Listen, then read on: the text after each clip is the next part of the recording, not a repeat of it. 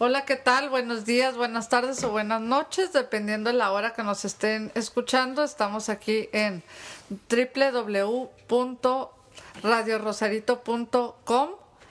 Estamos en entrevistas con Araceli Brown y tenemos como invitado a nuestro compañero Benedicto Ruiz. Sí. Bienvenido, Benedicto, a nuestro programa Entrevistas. Buenos días, muchas gracias, Araceli, por invitarme. Encantado de estar aquí. Muchas gracias. Nos gustaría, Benedicto, que nos empezaras a platicar un poco sobre quién es Benedicto Ruiz. Muy bien.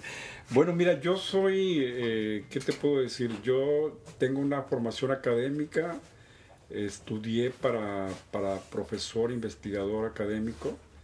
Tengo una experiencia como de alrededor de 30 años en ese trabajo, escribo, pero me he dedicado junto a este trabajo académico de investigación que he venido haciendo, me dedico mucho a escribir desde hace cerca de 25 años en los periódicos, ¿no? Soy articulista, columnista, como se quiera llamar. He venido participando ahí en los periódicos desde cubriendo temáticas relacionadas con la política, la vida social, política de Baja California, de Tijuana, de México, de todo el país. Y he participado a lo largo de estos años en varios periódicos. Yo empecé a mediados de los 80 en el Z, por ejemplo, en una invitación muy directa de don Jesús Blancornelas y del Gato, ¿no? Que yo llegué a conocer cuando yo era estudiante universitario, y ellos se acercaron a conocer el movimiento universitario que había en aquellos años y me conocieron ahí. Y pues me invitaron a participar en el periódico. Yo no sabía escribir en ese momento, ¿no? A pesar de que era un estudiante universitario, no tenía esa experiencia. Y no fue hasta después, como un par de años después, que me atreví y empecé a hacer mis pininos ahí en Z, que era un semanario que estaba naciendo con mucha fuerza.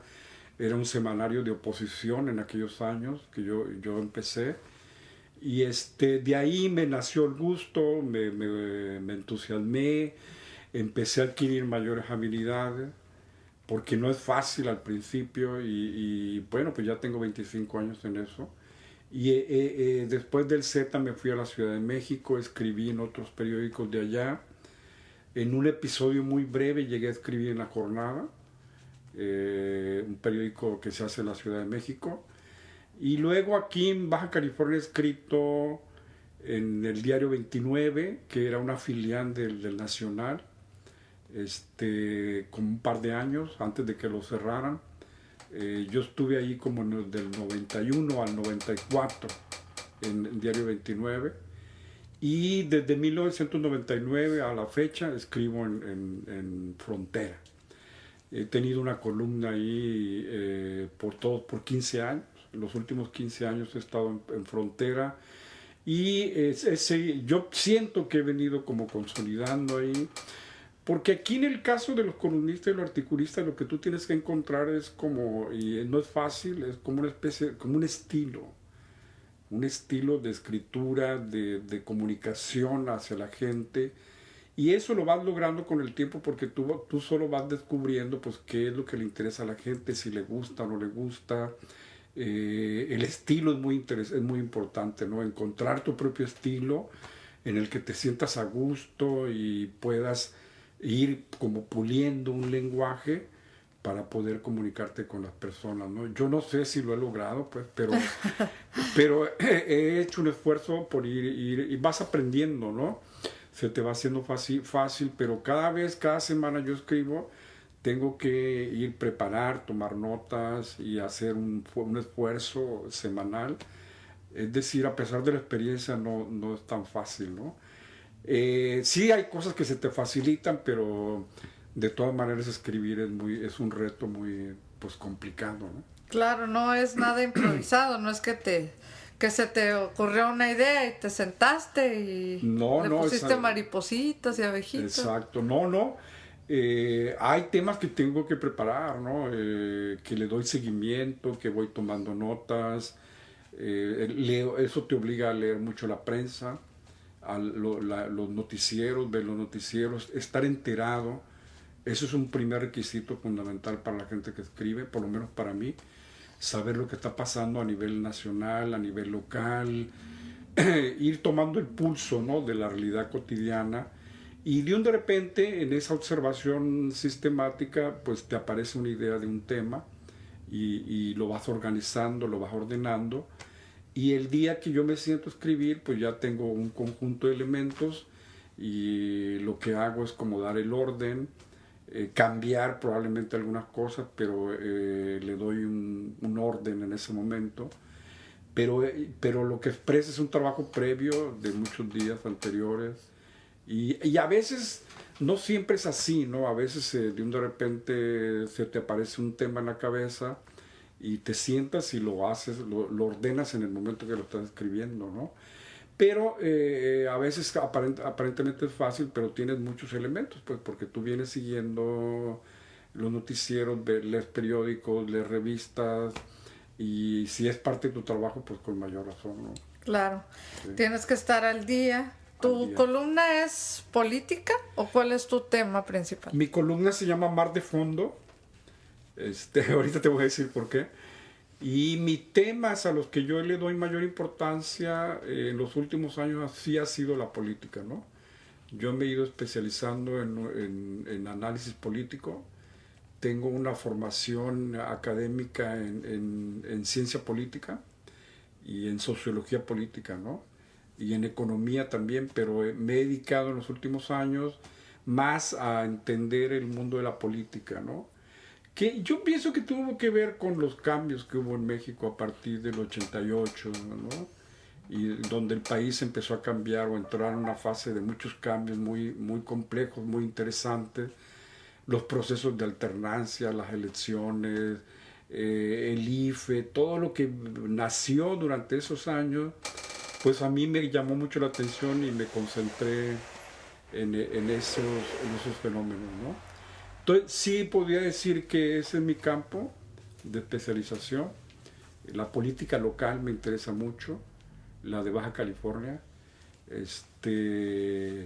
a la que he dedicado mucho tiempo, ¿no? Y tengo algunos libros también que he publicado sobre eso. Y me interesa ver el desenvolvimiento de la política. A diferencia de mucha otra gente, pues yo pienso que la política no es lo que la representación que tiene la gente, ¿no? Tú sabes que la mayoría de la gente tiene una representación muy fea de la política, un rechazo, ¿no? Claro. Y no es casual, no es gratuito. Yo pienso que tienen mucha razón. Pero si se detienen un poquito van a descubrir que eso no es exactamente la política. La política no es lo que hacen necesariamente los políticos. Eso es muy importante, ¿no? No, la política es una herramienta, una ciencia para entender los fenómenos políticos, ¿no? Del país, locales, nacionales, internacionales. Entonces, si tú te haces analista político, tienes que entender la dinámica de los partidos, de los actores que están interviniendo, de las decisiones de los gobiernos, de las políticas públicas, es decir, de todo aquello que afecta a la gente, quiera o no quiera, ¿no? Entonces, yo creo que si la gente se interesara un poquito en la política, podrían ampliar su visión de comprensión y saber justamente el sentido de las decisiones de los gobiernos, ¿no? No nomás rechazar una política pública definida por un gobierno, sino entender los alcances, ¿no? Lo mismo, por ejemplo, en los procesos electorales, ¿no? Yo, por ejemplo, he visto, fíjate que con la alternancia hubo un proceso que se conoce como la revaloración del voto.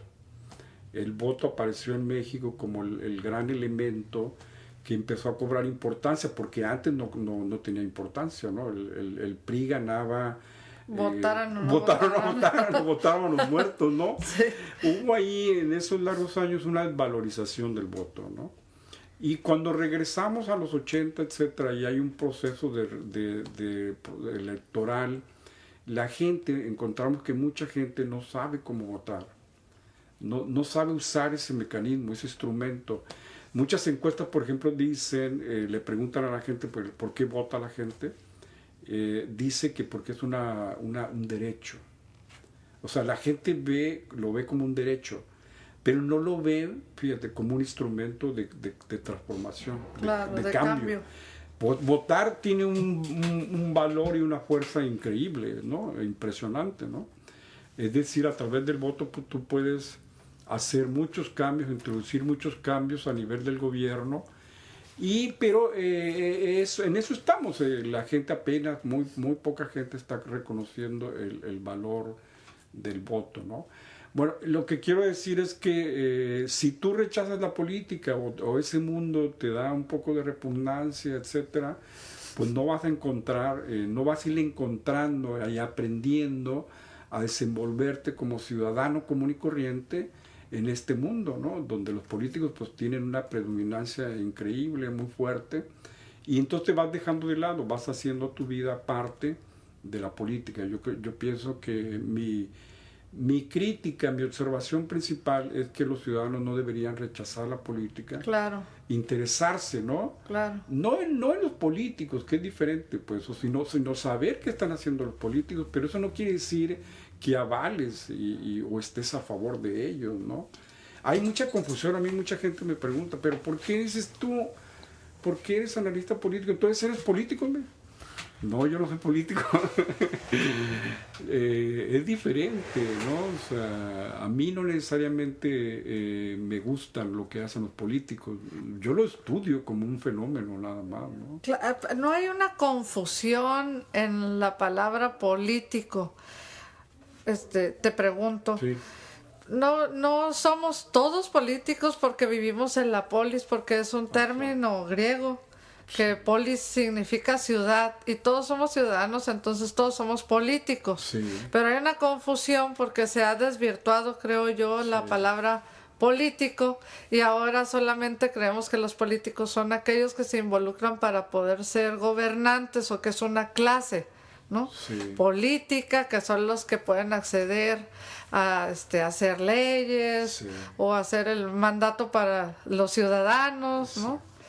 O tomar las decisiones por los ciudadanos, que realmente pues todos, creo yo, somos políticos, ¿no? Sí, no, exactamente, tienes razón. De ahí viene el origen, ¿no? Los ciudadanos participamos en un conglomerado, ¿no? En principio, que es la ciudad, ¿no? Y eso que se conoce como la polis, de ahí viene la raíz etimológica griega de la política, ¿no? Y eso nace en Grecia. Y en Grecia nace con lo que conocemos como la democracia más primitiva, más elemental.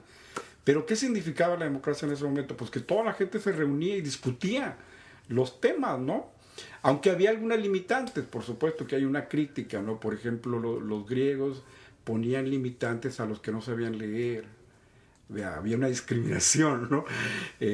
Pero el sentido del original primitivo de la democracia era la participación de todos en la discusión de la polis, es decir, de la ciudad. Claro, ¿verdad? la problemática que problemática. había y Entonces, cómo iban a solucionarla. Todos se reunían a discutir las alternativas. Ojalá ¿no? y volviéramos a lo más Sí. primitivo, por lo menos, ¿no? Yo creo que, bueno, exacto, ¿no? Esa parte es fundamental de la democracia, ¿no? Y que debe ir cobrando otras tonalidades con el tiempo, en la medida que las ciudades son más complejas, más grandes, pero esa parte es consustancial de la democracia, la deliberación, el debate, la discusión y la decisión colectiva o mayoritaria, ¿no? Ese es el sentido primigenio de la democracia, ¿no? La participación de todos, ¿no? No Claro. hay un autócrata o un gobierno autoritario que se coloca por encima de todo, ¿no? Entonces, yo creo que si recuperamos esta idea, pues es diferente totalmente a la política que conocemos, ¿no? La gente, le llamamos político a la gente que está en el gobierno, y como no nos gusta el gobierno, rechazamos a los políticos, ¿no? Sí, Pero al hacer eso estás rechazando y te estás anulando tú mismo como ciudadano. claro. Te aíslas y quedas al margen, y entonces le dejas todo el campo a los políticos para tomar decisiones que tú deberías también estar participando, ¿no? Por supuesto. Esa es la parte, pues yo creo que negativa de... Porque de como ello. ciudadano eres el más beneficiado o el más afectado, ¿no? O te va a beneficiar o te va a perjudicar las políticas, ¿no? Y todas las políticas te van a decidir. Por ejemplo, si el gobierno decide devaluar el peso o la moneda, o subir los impuestos, abrir una carretera, hacer una presa, subir los precios de la canasta básica, el salario, todo te va a perjudicar o te va a beneficiar, ¿no? Claro. Entonces, tú debes ser un ciudadano interesado, atento, como contrapeso del gobierno, ser partícipe, si no te vas quedando fuera. Y yo creo que lo que ha pasado en México es que el ciudadano se ha quedado fuera, ¿no? Sí. Y desgraciadamente, pues eso le deja manga ancha a los gobiernos, a los partidos, y pasan por encima de los ciudadanos cuando toman decisiones, ¿no? Y el ciudadano se queda como molesto, manifestando un malestar, que yo creo que es muy propio de los mexicanos, pero es un malestar como catártico, pero no te lleva muy lejos, y no produce resultados políticos interesantes, fuertes, ¿no? Benedicto, retomamos cuando inicias Sí. tu carrera como columnista. En los 80s, cuando vienen en el país una clase de procesos como la formación del IFE, Sí. la nueva formación de partidos políticos en el país. ¿Qué pasa en los 80s en Baja California con los movimientos políticos o sociales? ¿Existen, hay, se dan, no se dan? Sí. Yo creo, mira, es una pregunta muy interesante porque yo creo que desde los finales de los 70 en Baja California no he visto movimientos sociales como los que vi durante esa época, y he estudiado también, ¿no? Y fueron movimientos sociales en Tijuana, en Baja California en general, que surgieron muy ligados a la problemática de los servicios, de la tenencia de la tierra.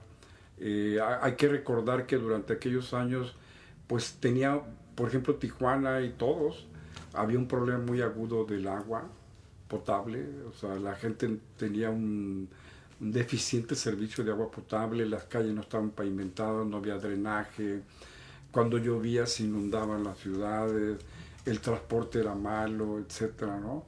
Y había mucha migración, que es una característica de las ciudades de la frontera. Entonces, no había servicio. Y en los 70, ese malestar como que se canaliza a través de un movimiento que nació con el desalojo de la gente que vivía en el lecho del río Tijuana, que no sé si tú te acuerdas, y la ciudad perdida que se formó ahí, que se llamó Cartolandia, que estaba debajo del Puente México, a la entrada de la garita, ¿no?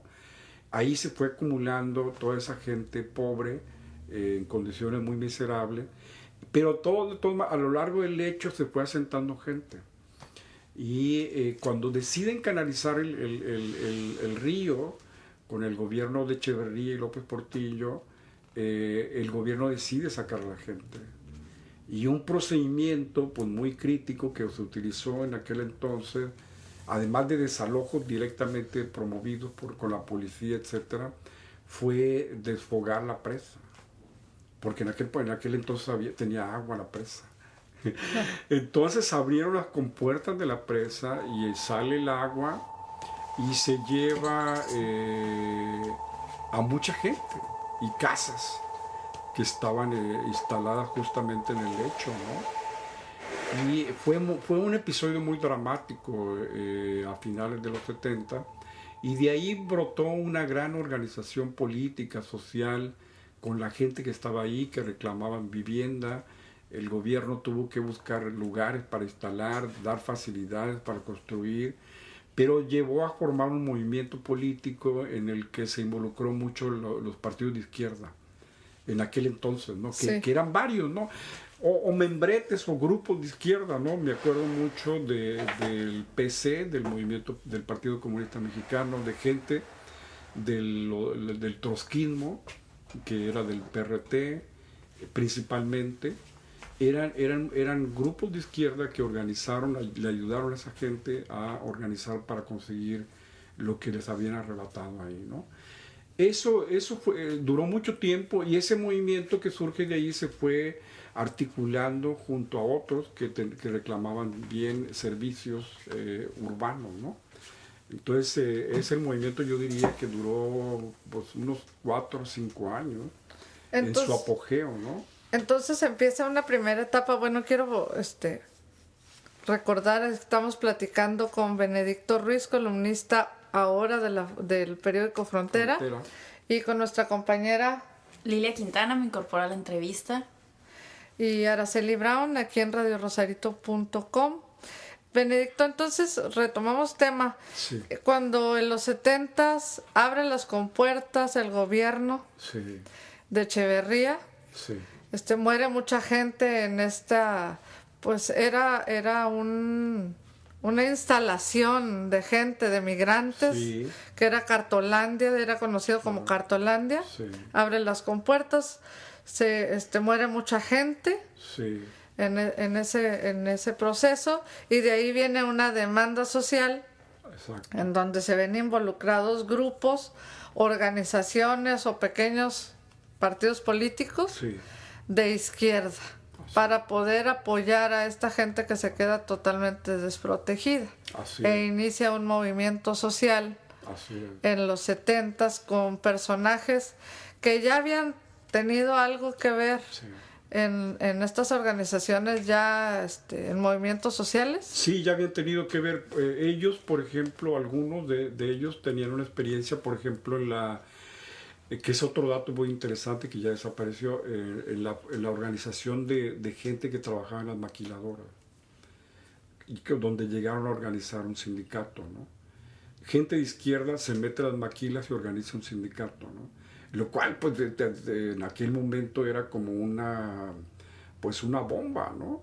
Porque imagínate, la característica principal de las maquilas es que, pues, es la desprotección laboral del trabajador y las jornadas largas, los bajos salarios, y la izquierda pudo infiltrarse, meter y organizar sindicatos.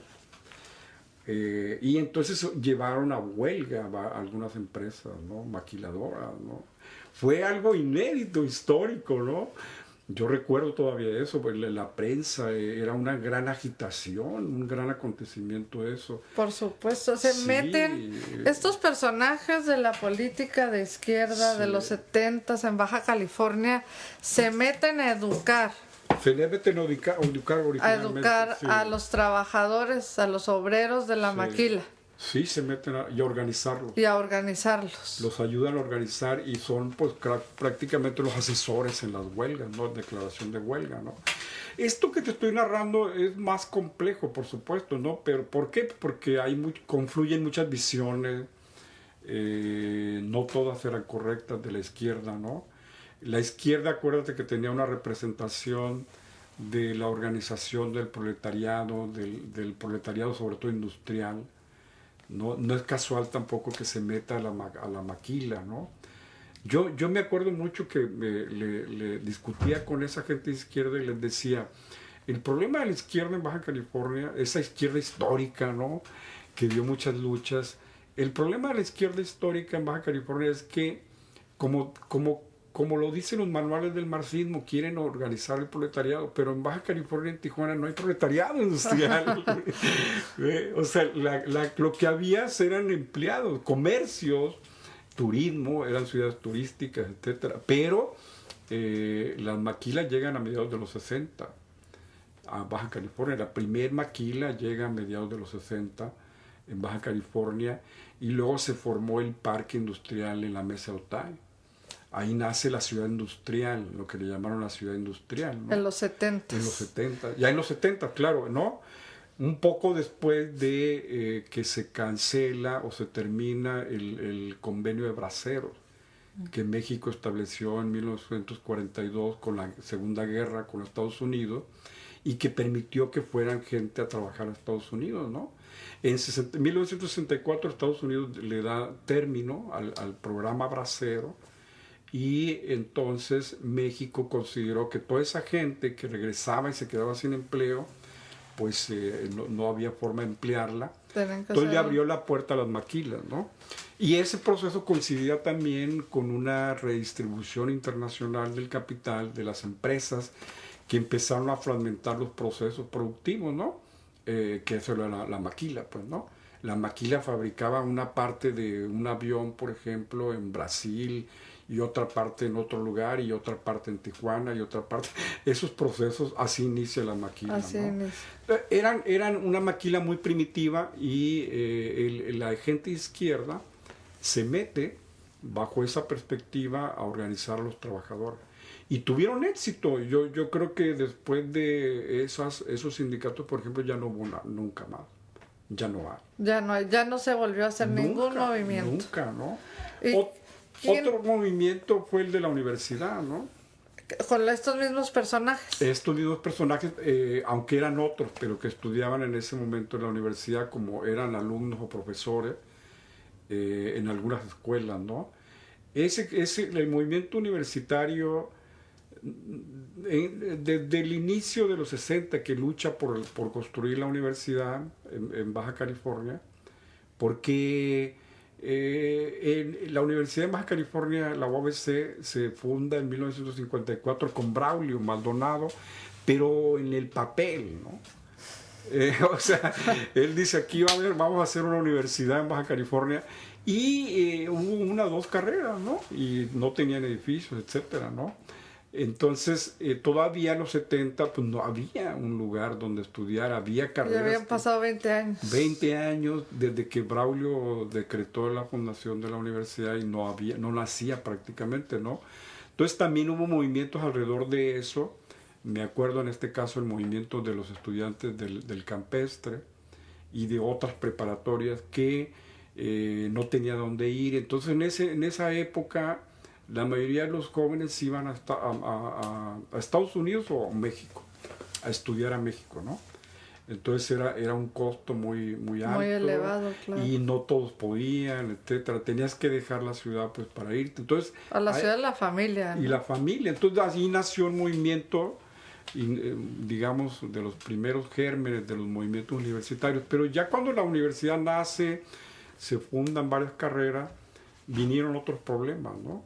Y hay que recordar que en los 70, a nivel nacional, a nivel internacional, en México, había un gran movimiento universitario, una gran efervescencia política, cultural en la universidad. ¿Por qué? Porque fue después del 68. Claro. ¿No? Después de 1968, las universidades entraron en un proceso de gran efervescencia, ¿no? Y fue un periodo, una etapa histórica pues muy interesante, muy intensa, porque al lado de esos movimientos políticos había otros movimientos como contraculturales que se llamaron, como los hippies, el rechazo a la sociedad de consumo, la liberación sexual, los movimientos feministas. Había el rock, por ejemplo, el rock and roll, un movimiento cultural, político muy fuerte, ¿no? Mundial y nacional, ¿no? Yo me acuerdo que la mayoría de las universidades en México pasaron por esos procesos, ¿no? Y ¿qué quiere decir? Que había una gran inquietud al interior de las universidades, y aquí no fue la excepción, sobre todo en algunas escuelas, ¿no? En unas escuelas de humanidades, en aquel entonces, en los 70, donde los estudiantes tenían una visión de construir una universidad. Mira, me acuerdo el lema, ¿no? Que le decían una universidad crítica, popular y democrática. Está muy suave el tema. Así le llamaban, ¿ves? O sea, para construir lo que ahora es la UABC. La UABC, claro que ellos querían esa idea, ¿no? Tenían esa idea los movimientos de izquierda.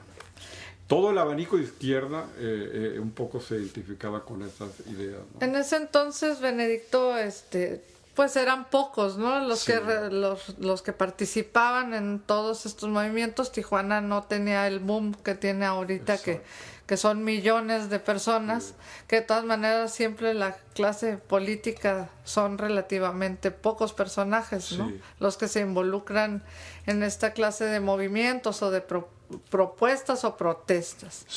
¿Quiénes eran los que fundaron este movimiento social que inicia con las maquilas, que se va a la universidad y que también tiene una parte importante y fundamental en todo lo que es la parte social de este lugar que se llamaba Cartolandia, Sí. que se convierte en una exigencia, ¿no? Sí, sí.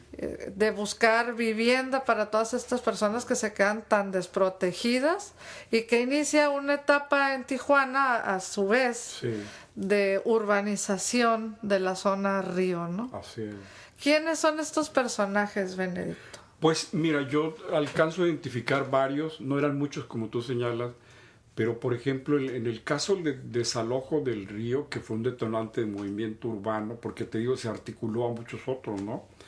Hay que recordar que estamos bajo el gobierno de Milton Castellano.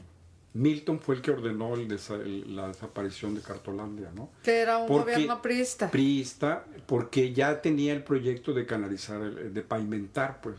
¿Por qué querían pavimentar el río? Pues porque se desbordaba e inundaba, ¿no? Y pues se creaba un caos. Era un río que atraviesa la ciudad, ¿no? Claro, no permitía el crecimiento inclusive, exacto, ¿no? Entonces era un gran proyecto, ¿no? En ese momento no se sabía, pues, pero era un gran proyecto porque es un trecho muy largo, ¿no? Y lo iban a pavimentar por etapas, la primera, la segunda, la tercera etapa le llamaron, ¿no? Todavía hay incluso tramos que no se terminan, ¿no? Pero me acuerdo que en ese movimiento que te digo fue un detonante el desalojo, porque fue un episodio muy dramático, donde se perdieron bienes y vidas, ¿no? Animales, etcétera. Yo estaba llegando en aquel momento a Tijuana, fíjate, y todavía vi cómo el río arrastraba cosas, ¿no? Y personas, ¿no? Porque fue impresionante, fue una cosa impresionante.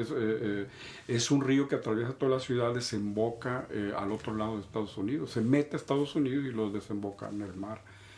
Yo me acuerdo de aquel entonces que un líder, surgieron muchos líderes, mujeres, hombres, y me acuerdo en este caso que el nacimiento de Catalino Zavala, por ejemplo, fue ahí. Catalino luego lo reclutó la gente del trotskismo, del PRT, que en aquel momento se llamaba, y había otros como Gabriel Ramos, otra gente que venía de otro partido de izquierda, que era el Partido Comunista Mexicano, y otras personas, ¿no? Esa gente se involucraron pues en una alianza, digamos, tácita, en la organización de los vecinos, que eran muchísimos, hacían manifestaciones y alcanzaban grandes proporciones, ¿no? A nivel nacional fue la época justamente que aparece el movimiento nacional urbano, que conocimos con Monterrey, con los grandes asentamientos humanos irregulares que se apropiaban de terrenos. Entonces, había un gran movimiento, yo creo que producto de esta transformación de las grandes ciudades en aquellos años de los 70, pero particularmente en Tijuana, que era una ciudad con muchas carencias, ¿no? Ligadas al terreno, a la migración, a la falta de vivienda, a la falta de servicios, y ahí se organizó ese movimiento encabezado por la izquierda. Fue una necesidad entonces nacional. Era un proceso que se está viviendo nacional, aunque pues en ese momento no se tenía claro eso, ¿no? Y la necesidad económica trajo a más gente a la frontera, que no tenía en dónde instalarse. Hubo una migración muy fuerte durante esos años, ¿no? Porque ya en México, según muchos autores, la crisis más importante que hemos vivido se empezó a gestar a mediados de los 60. ¿Qué estaba sucediendo en ese momento? Mucha migración de campesinos a la ciudad. Crisis tanto económica como social. Económica, social, ¿no? Sobre todo, o sea, la gente migraba a las ciudades empezaron a crecer y se formaron estos grandes polos, las grandes ciudades que conocemos hoy todavía, la Ciudad de México, Guadalajara, Monterrey y Tijuana. No, eran las primeras 4 grandes ciudades que estaban corrían ríos de migrantes. Llegaba gente, se asentaba y pedía servicios, trabajo, casa, escuelas. Derechos constitucionales. Todo, ¿no? Exactamente. Y los gobiernos no respondían, ¿no? No respondían. Aquí es una historia muy... Bueno, eso yo creo que se lo debemos a los movimientos de izquierda, ¿no? Y en la universidad había profesores ligados a los partidos de izquierda. o grupos, porque en aquel momento eran muchos grupos, había, como yo alcanzo a identificar, 3 grandes grupos, ¿no? Por ejemplo, el grupo de los comunistas, del que pertenecían al Partido Comunista, el grupo de los trotskos, del trotskismo. El trotskismo siempre fue un movimiento universitario, ¿no? En general, la izquierda mexicana nació en las universidades, ¿no? Sí. Alrededor de los sindicatos y todo eso, ¿no? En México, por ejemplo. Y había otro movimiento que era de los maoístas. En Tijuana. De Ensenada. La corriente maoísta en Baja California tuvo su cuna física en Ensenada. Ahí no sé mucho la historia, pero ahí había un movimiento que creció alrededor de la preparatoria de Ensenada, con viejos maestros de izquierda, que muchos se fueron adscribiendo al maoísmo. Entonces, la universidad era un lugar, un espacio donde confluían todas esas corrientes. Por lo que te imaginas, pues la discusión era muy fuerte, muy intensa, muy politizada. Y era más reducida también. Era más pequeña, ¿no? La sociedad, ¿no? Muy pequeña la sociedad. Y eso generaba confrontaciones, ¿no? Con el gobierno. O sea, el gobierno entonces en ese momento vio como un gran problema la universidad, hasta que terminó por cerrarla, ¿no? Por expulsar a todos ellos, a todos los activistas y gente de izquierda. Ese es un episodio muy poco conocido, fíjate, pero evidentemente eso cambió las condiciones, el enfoque, la orientación de la universidad, y la pretensión del gobierno fue como extirpar la parte que introducía la politización de los estudiantes, ¿no? Eso lo quitaron, lo eliminaron. A nivel nacional. A nivel nacional, pero sobre todo aquí. Y limpiaron las currículas, quitaron materias que pudieran dar lugar a eso. Ahora hay un retorno, pero ya muy controlada, una universidad muy controlada. A mi juicio eso le ha dañado a la universidad. La ha hecho como un organismo un poco más pasivo, más muerto, menos involucrado en el acontecimiento cotidiano de la gente, ¿no? A mí yo extraño eso, pues porque una de las características, a pesar del, si tú quieres, el desorden de aquellos años, es que había un gran interés de parte de los estudiantes por leer y estudiar. Se leía mucho, Araceli. Es algo que se ha perdido, ¿no? ¿Los libros eran igual de caros que ahorita? No, eran más baratos. Justamente, fíjate, ahora con el debate del Fondo de Cultura Económica, no sé si estás enterada, el fondo producía muchos libros en aquel entonces. Toda la bibliografía relacionada con la historia, la economía, la política, la podías encontrar en el Fondo de Cultura Económica, y los partidos fundaron editoriales como el Fondo de Cultura Popular, por ejemplo, que era del PC, libros baratísimos. Tenían sus propias imprentas. Imprentas, exactas, editoriales, ¿no? Ajá. Por ejemplo, el libro El Capital de Marx lo tradujo y lo editó en México el Fondo de Cultura Económica. Wow. Claro que a principios de los 70, ¿no? Que ya era un libro viejísimo. Sí. Pero, por ejemplo, el fondo. Y tú te conseguías los 3 tomos del Capital gruesos, baratísimos, ¿no? Tú como estudiante pobre. Porque en aquel momento, esa es otra característica que quiero señalar, en aquel momento la mayoría de los estudiantes universitarios que iban a la UABC, por ejemplo, venían de familias pobres, ¿no? No tenían recursos. La universidad era prácticamente gratuita, ¿no? Eran ganas de superar. Eran ganas de superar de muchos jóvenes pobres de menos recursos, que buscaban a través de la universidad ascender de posición, ¿no? Como es un poco la meta que se tiene a nivel nacional. Entonces era una sociedad progresista. Era una sociedad progresista, yo creo, ¿no? Un gran interés en aprender, en conocer, porque ahí estaba cifrado tu futuro, ¿no? El futuro en México en ese momento no era tan incierto como ahora se ha hecho, ¿no? Yo creo que se ha hecho más incierto para los jóvenes, ¿no? Claro. Pero no era tan incierto, porque no teníamos claro. Yo me acuerdo, por ejemplo, en los 70, fíjate, este es un dato que es muy interesante. toda esa generación que estamos en la universidad no habíamos conocido la crisis. México no tuvo crisis hasta 1976. Cuando viene la devaluación. Desde los 30, si tomas en cuenta desde los 30 que despega, ¿no?, con Lázaro Cárdenas, te saltas un poco los episodios anteriores que fueron de inestables, etcétera, con Obregón. Tú dices, bueno, vamos a partir de Cárdenas. Con Cárdenas el país se estabiliza y empieza a crecer un proceso de crecimiento muy impresionante, hasta alcanzar al 8% del Producto Interno Bruto, ¿ves? O sea, cosas que... ¿no?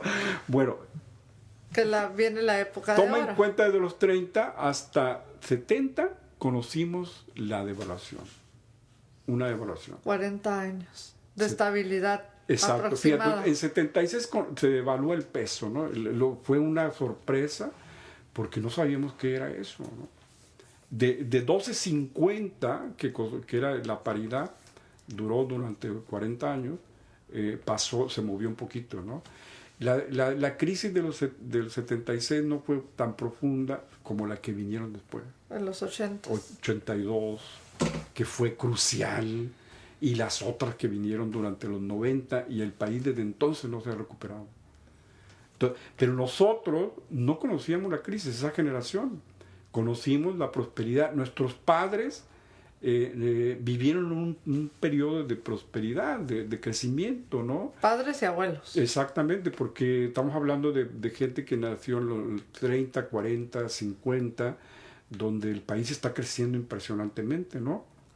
Hay migración, etcétera, pero hay prosperidad. El país está creciendo, se está desarrollando. El campo es muy bondadoso, ¿no? Sí, el campo genera muchas cosas, ¿no? El campo alimenta al país en ese momento, las tierras son fértiles, etcétera, etcétera, ¿no? Yo creo que ahí es cuando empieza a cambiar. Había recursos también para el campo. Muchos recursos.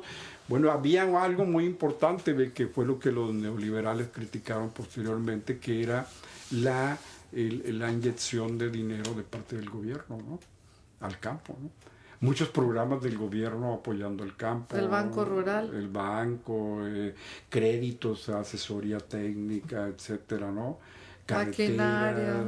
Entonces, eso pues, se acabó. Y yo me acuerdo que muchos, entre ellos yo, pues hemos llamado a las generaciones posteriores la generación de la crisis, ¿no? Hay muchos jovencitos, como nuestra amiga que está aquí, que nacieron en la crisis. Nacieron en los 80 y el país ha venido crisis tras crisis, tras crisis, tras crisis, ¿no? Entonces, fíjate, era diferente. Ahora, nosotros salimos de la universidad, no habíamos vivido la crisis, pero cuando salimos, nos enfrentamos a la crisis.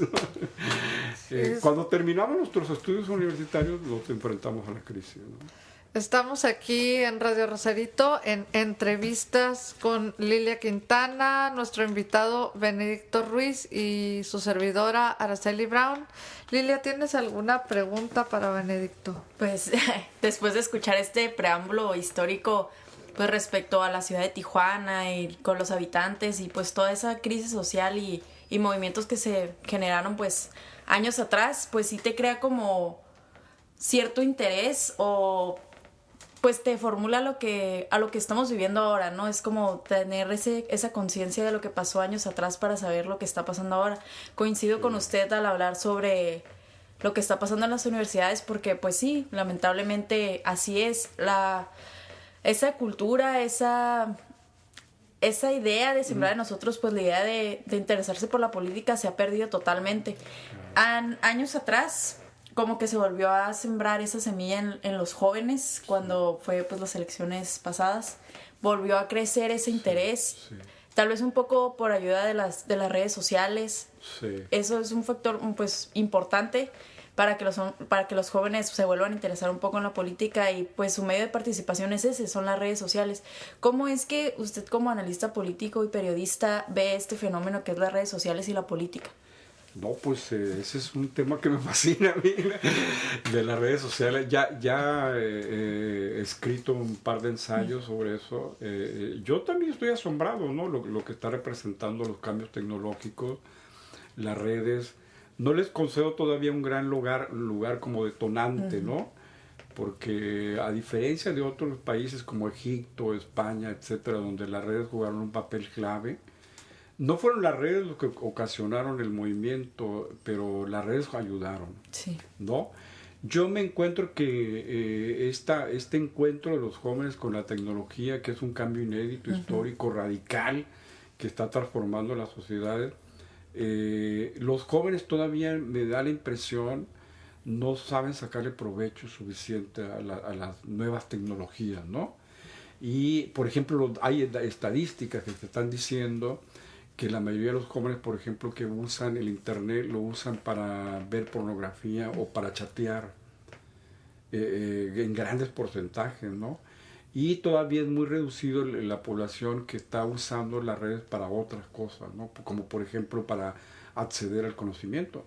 Porque ese es el gran cambio que ha habido, ¿eh? O sea, a diferencia de nosotros que íbamos a la biblioteca y que tardábamos como horas. 3 semanas, ¿no? Un mes para buscar un libro, y luego no había libros y había que pedirlo a México. Era súper complicado eso. Hoy los jóvenes tienen un acceso inmediato al conocimiento global, no local, ¿no? Entonces, bueno, pero todavía no saben descubrirlo. Yo creo que la función de la escuela, de la universidad, en todos los niveles, es ayudar al joven a entender, a usar el potencial que significa para tu propio desarrollo, ¿no? Formativo, intelectual, académico, profesional. Y si no lo sabes usar, no te va a servir de nada, ¿eh? Entonces, una gran cualidad que deben tener los jóvenes ahora es como abrirse paso, entender la dinámica de las redes y sacar el potencial que tiene ahí y no pasártela divirtiendo, ¿no? Porque entonces eso no va a servir de nada. No obstante que este cambio por sí mismo es importante, no quiere decir que si los jóvenes no saben usarlo, los va a ayudar. Los jóvenes tienen que aprenderlo, y esa es una gran ventaja. No obstante vivir en un contexto de crisis más convulsionado, más complejo, una gran ventaja es que la tecnología es impresionante lo que tienen a sus manos, ¿no? Los jóvenes que nosotros no tuvimos, y menos nuestros padres, los que nos antecedieron, ¿no? Yo creo que estamos ahí en esa parte, ¿eh? A mí me preocupa mucho de cómo enseñar a los jóvenes a utilizarlo, a aprender. En las redes hay mucha basura, en el internet, pero hay lugares impresionantes también de gran conocimiento, ¿no? Tú puedes leer un libro inmediatamente ahí, en fin. Pero los jóvenes no quieren leer, no quieren aprender a escribir.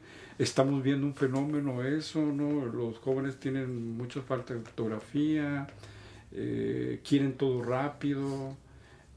Entonces hay como signos muy contradictorios, ¿no?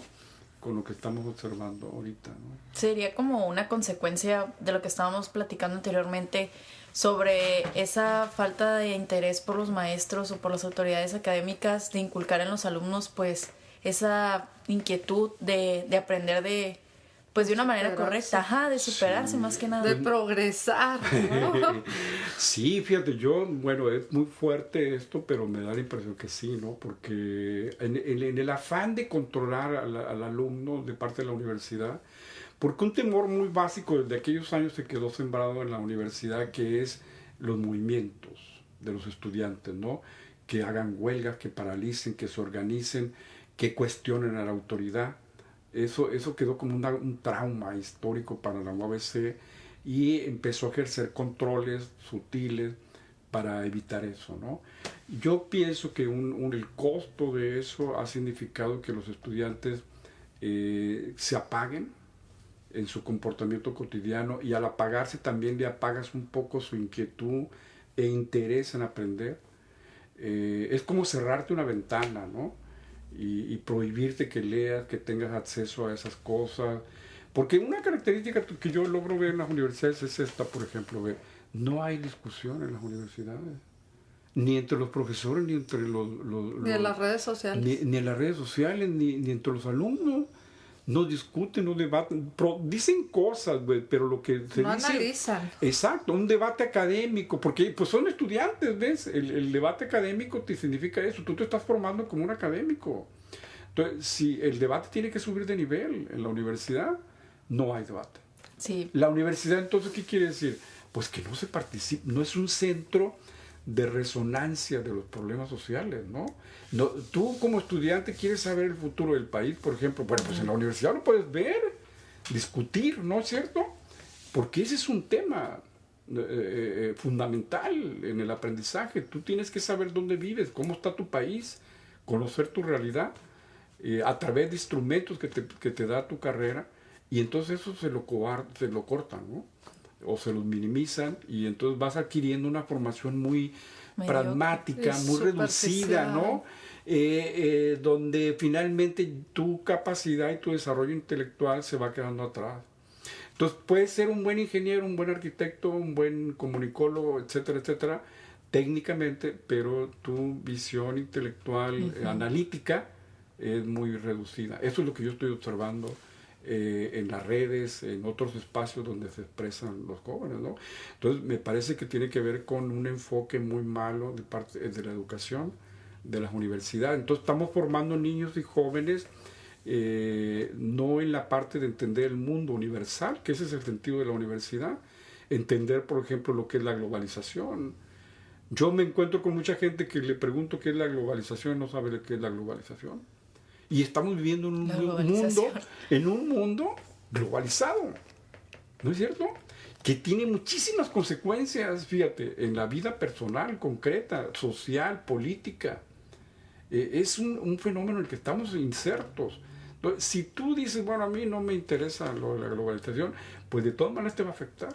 Sí. Entonces, eso es importante. Y antes, nosotros, fíjate, la globalización muy, muy importante. Antes, tú no te enterabas hasta después de 3 meses de algo que estaba pasando en Medio Oriente, ¿no? Ahorita nos enteramos instantáneamente. Sí, al momento. ¿Verdad?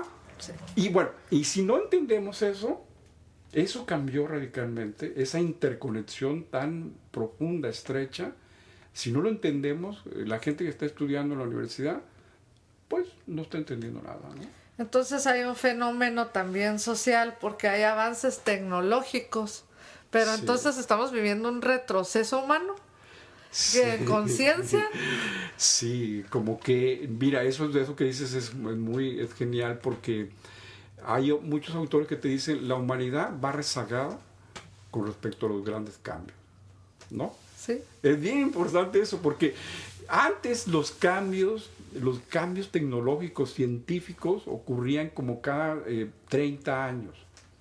Y a medida que en los últimos 30 años se ha ido estrechando eso, entonces ocurre cada 15 años. Bueno, el hecho está que ahorita ocurren cada 5 años, o menos, en algunos aspectos. Entonces, fíjate, ese elemento fundamental, clave, va a una velocidad que nosotros no nos quedamos rezagados como seres humanos, ¿no? Ni siquiera no lo sabemos utilizar. Exactamente, no entendemos ese vértigo de cambios y estamos rezagados porque el descubrimiento científico va muy a prisa en todos los campos, ¿no? Desde la medicina, la ciencia aeroespacial, por ejemplo, ¿no? El descubrimiento del ADN, el conocimiento de las enfermedades, etcétera, etcétera, ¿no? La ciencia está avanzando muy rápido. Y eso también cuestiona, por ejemplo, la formación de los jóvenes, ¿no? Tú cuando estudiabas una carrera era de decir, bueno, voy a estudiar medicina. 5 o 6 años estudiabas medicina y salías y podías ser médico y seguir 20 años ejerciendo y no pasaba nada, ¿no? Hoy no. Hoy no. Tienes que estudiar de manera constante. Tú cuando constante. terminas tu carrera universitaria, muchas cosas ya no sirven por esta velocidad, ¿no? O sea, entonces fíjate, lo que obliga, ya eso es muy relativo. Hacer una carrera universitaria es muy relativo.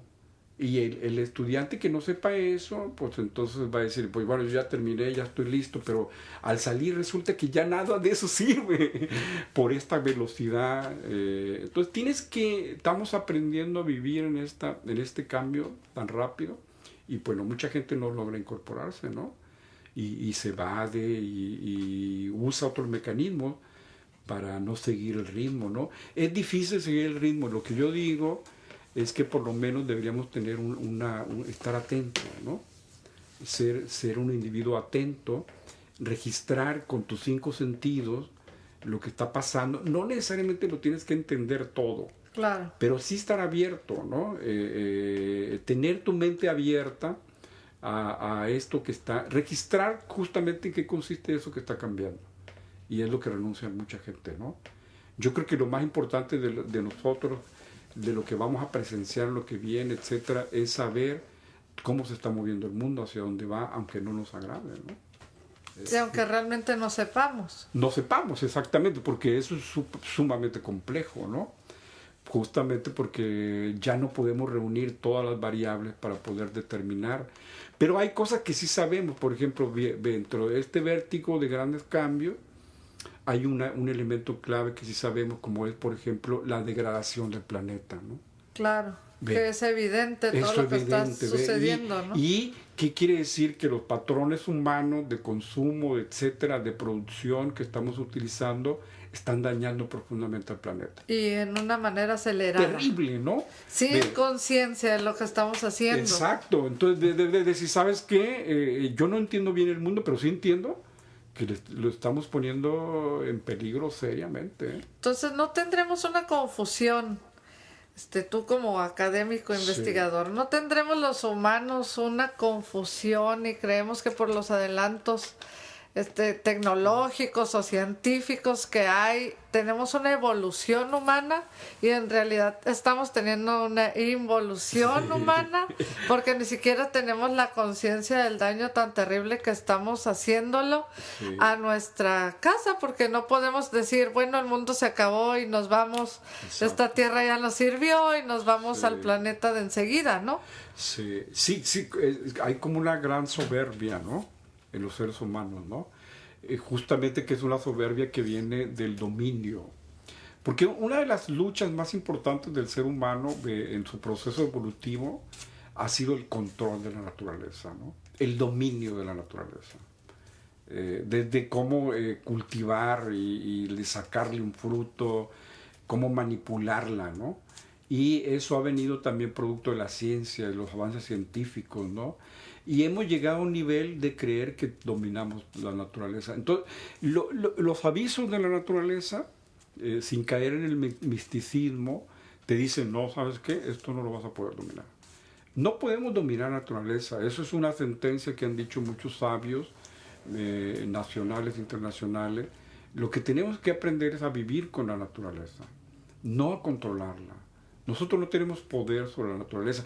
Y sabes que la naturaleza nos está dando unas bofetadas terribles, ¿no? Claro. Por ejemplo, los huracanes, las tormentas. O sea, la naturaleza realmente sí está reaccionando, sí, ¿no? una rebeldía propia que es incontrolable por el ser humano. Que una rebeldía que nos puede llevar a la destrucción.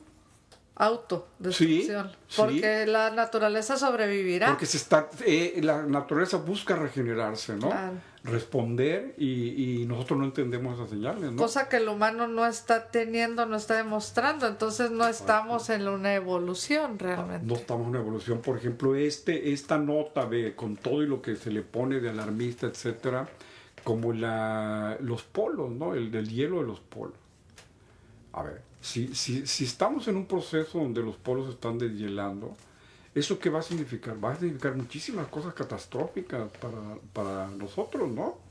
El cambio de clima, el aumento del nivel del mar, muchas ciudades van a desaparecer, etcétera. Y eso es real, y está ahí. Aunque hay un debate, todo te dice que es por nuestra práctica cotidiana, por nuestra falta de respeto a la naturaleza, ¿no? Entonces, hasta nosotros mismos, ¿no, Benedicto? O sea, es una falta de respeto para nosotros mismos como seres humanos. Nosotros todos los días faltamos el respeto a la naturaleza, ¿no? Arrojas un papel a la calle, no recoges la basura. El consumismo. El consumismo, compras cosas que no te sirven, deforestamos, ¿no? No respetamos a los árboles, etcétera. Entonces, sí, todos los días tenemos una cultura de destrucción, porque en la gente hay como que la idea, esta idea no se cree, o sea, la tierra no se va a acabar. El planeta no se va a acabar. Claro que no. Entonces dicen, no, sí se va a acabar. Acuérdate que nosotros venimos de una historia, fíjate, ese dato es muy interesante, ¿no? De la historia, la Tierra ha pasado por procesos de congelamiento. Ese es un dato que no podemos olvidar. Nosotros, cuando los primitivos pasaron por el estrecho de Bering y bajaron a América, pasaron porque había un periodo de congelamiento, ¿no? Fue largo, un periodo de invernamiento, ¿no? Y ahora es de calentamiento. Que puede ser de calentamiento y puede entrar. ¿Quién dice que no va a entrar en un proceso también igual? De congelamiento. Entonces, esas cosas son reales, claro. ¿no? E incontrolables por el ser humano. Incontrolables, ¿no? Y aunque creamos que podemos controlarla, es mentira. No podemos, no. Aunque podemos atenuar una cosa, por ejemplo, la contaminación, la capa de ozono, que nosotros contribuimos a formarla, ¿no? Eso justamente lo que impulsa del hielo en los polos, ¿no? Porque empieza a aumentar la temperatura, porque hay una capa que se va formando que no deja que la naturaleza actúe. Y la industrialización mundial. Entonces, hay cosas que sí podemos hacer para preservarla, ¿no? Pues la destrucción de los ríos, la contaminación del mar, la muerte de los animales en el mar porque se enredan o se toman un plástico, ¿no? O sea, estamos terribles, ¿no? Y esto está llegando al lado de todos estos cambios tecnológicos, el avance de la ciencia, etcétera, etcétera, ¿no? Entonces ahí estamos disparejos. Aquí en Rosarito está sucediendo un fenómeno que regularmente se ve en el invierno, que la marea sube.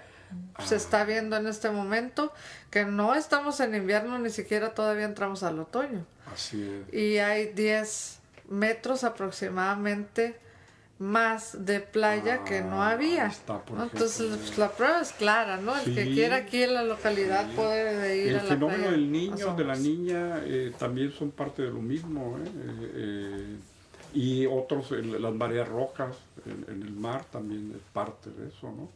Y que ahorita lo vemos como una curiosidad, pero son manifestaciones de estos grandes procesos de cambio, ¿no? Pues estamos muy a gusto aquí platicando, que nos fuimos desde los fenómenos sociales hasta el comportamiento de la humanidad y los fenómenos que están sucediendo ahorita climáticos. Aquí estamos en radiorosarito.com. Yo soy Araceli Brown. Lilia Quintana. Y mi nombre es Benedicto Ruiz. Columnista del Frontera. Sí, columnista del Frontera. Académico, investigador. Sí. Pues muchas gracias por haberse tomado el tiempo de darnos la entrevista y darnos esta provechosa información. No, pues muchas gracias a ustedes por invitarme y estuve muy a gusto aquí platicando con ustedes. Esperamos que no sea la primera y última, esperemos que sea la primera de muchas.